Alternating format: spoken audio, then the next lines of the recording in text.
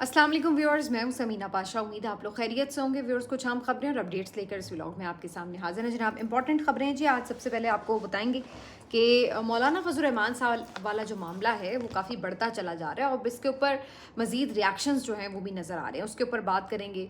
कुछ बात करेंगे पीटीआई की सूरत हाल की। इमरान खान साहब से तो किसी की मुलाकात मंगल के रोज़ भी नहीं हो सकी, लेकिन बुशरा बीबी साहिबा की फैमिली की मुलाकात हो गई। अब जो खबरें आ रही हैं कि क्या अलीमा खान साहिबा को गिरफ्तार कर लिया जाएगा, किस तरह से आगे चीज़ें बढ़ेंगी और पीटीआई की आदत इस वक्त पसे पर्दा किन कोशिशों में है, उस पर भी बात करेंगे। और साथ ही साथ कुछ जिक्र करेंगे यास्मीन राशिद साहिबा की अलालत का भी, जिनके बारे में फवाद चौधरी साहब का बताना है कि उनकी तबीयत सख्त ख़राब है। तो काफ़ी कुछ है इस व्लॉग में। आपसे रिक्वेस्ट है कि चैनल को सब्सक्राइब कर लें अगर अभी तक सब्सक्राइब नहीं किया। तो सबसे पहले बात कर लेते हैं कि क्या सूरत हाल है जब हम बात करते हैं जनाब के मौलाना फजल रहमान साहब ने जो एक नई जंग छेड़ दी है और उनका एक सख्त स्टेटमेंट आया एक स्पीच के दौरान।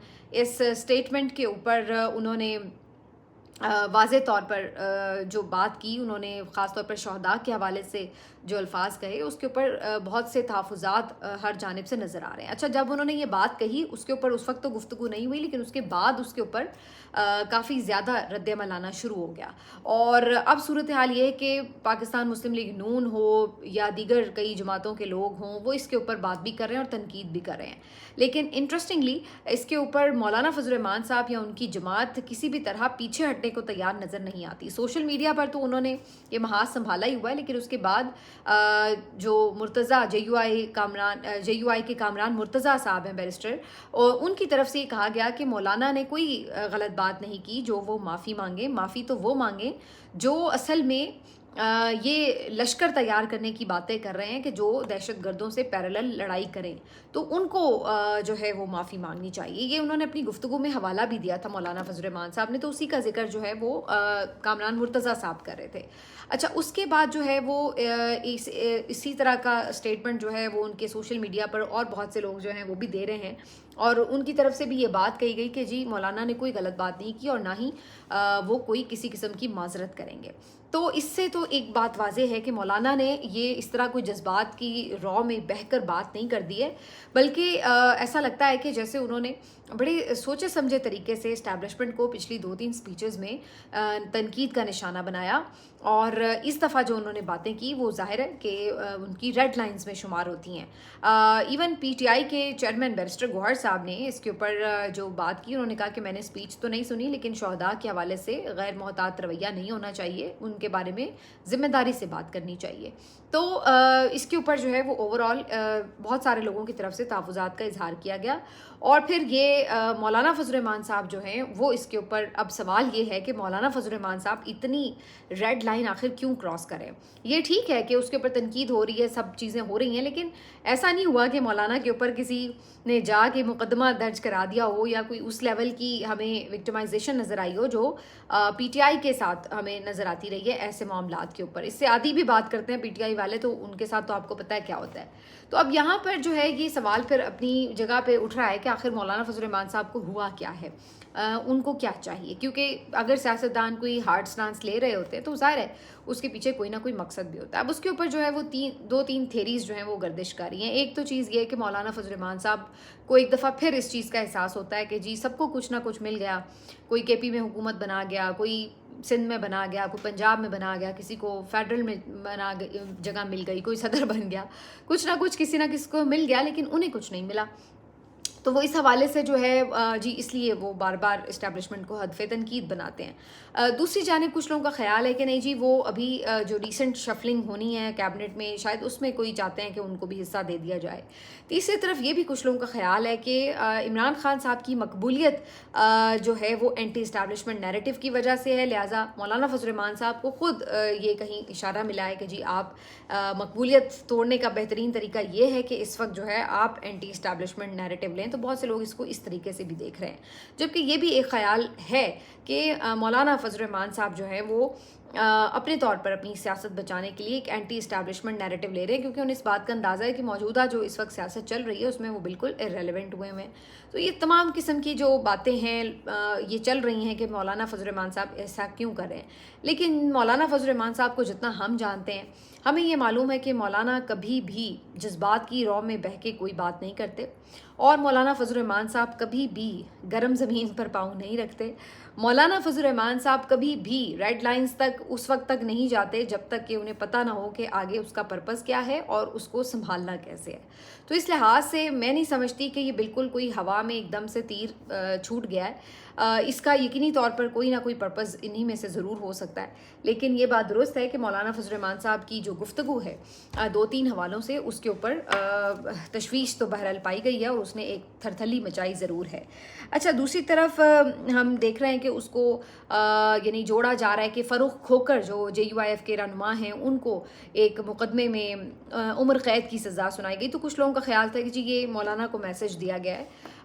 लेकिन जब इसके ऊपर मैंने मुख्तलिफ यानी सोर्सेज से भी बात की और जब इसको केस को भी मैंने थोड़ा देखा, तो पता चलता है कि ये सज़ा बहरहाल जो है वो एक मेरिट पर सज़ा हुई है, क्योंकि ये बेसिकली PTI के एक रहनुमा अमजद सत्ती की कत्ल का मामला था, और उसके अंदर ये फ़ारूक खोकर जो थे बराह रास्त इन्वॉल्व थे। और उसके बाद थ्रू आउट जो ये केस चलता रहा है और उसकी हेयरिंग्स में जो लोग जाते रहे, उनका ये मानना है कि काफ़ी शवाहिद दस्तयाब थे जिसकी बिना पर फ़ारूक खोकर को सज़ा सुनाई गई है। तो ये मामला एक बिल्कुल डिफरेंट मामला है, और मौलाना जो हैं उनका एक हार्ड हिटिंग स्टांस जो है वो एक बिल्कुल डिफरेंट मामला है।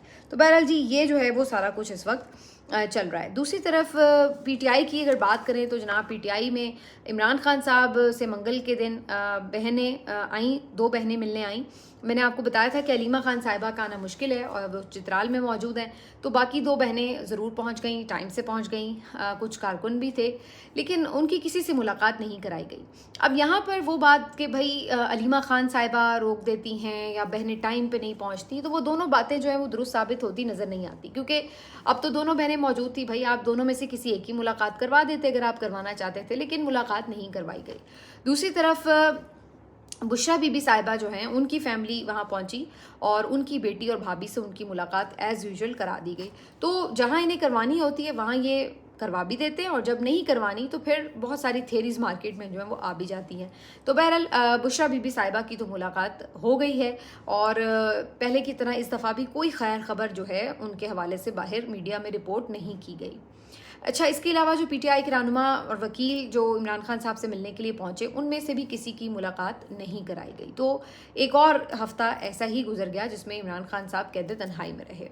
दूसरी तरफ ये कुछ सोर्सेस खबरें दे रहे हैं कि जनाब कोशिश ये की जा रही है कि अलीमा खान साहिबा जो हैं अब जब वो वापस आएंगी तो अगले 2-3 हफ्तों में एक्सपेक्ट किया जा रहा है कि उनको जेल में भेजा जा सकता है। तो ये काफ़ी ज़्यादा प्रॉब्लमेटिक हो सकता है, और कुछ सहाफ़ी ये दावा कर रहे हैं कि जो PTI की सीनियर लीडरशिप है, शबीर डार जो PTI जियो न्यूज़ के रिपोर्टर, उनका ये कहना है कि वो सीनियर लीडरशिप ये कंफर्म कर रही है कि पार्टी क़यादत जो है वो इस वक्त कोशिश कर रही है कि इमरान खान साहब की ऑलरेडी चूँकि अहलिया भी जेल में हैं, उनके भांजा जेल में है, वो ख़ुद जेल में हैं, और ज़ाहिर है कई सारे उनके लीडर्स जेल में हैं। तो ऐसे में अगर अलीमा खान साहिबा को भी जेल में सज़ा सुना के भेज दिया जाता है तो इमरान खान साहब इस पर बहुत ज़्यादा नाला होंगे कि पार्टी आखिर कर क्या रही है बाहर और कोई इनकी परफॉर्मेंस नहीं है।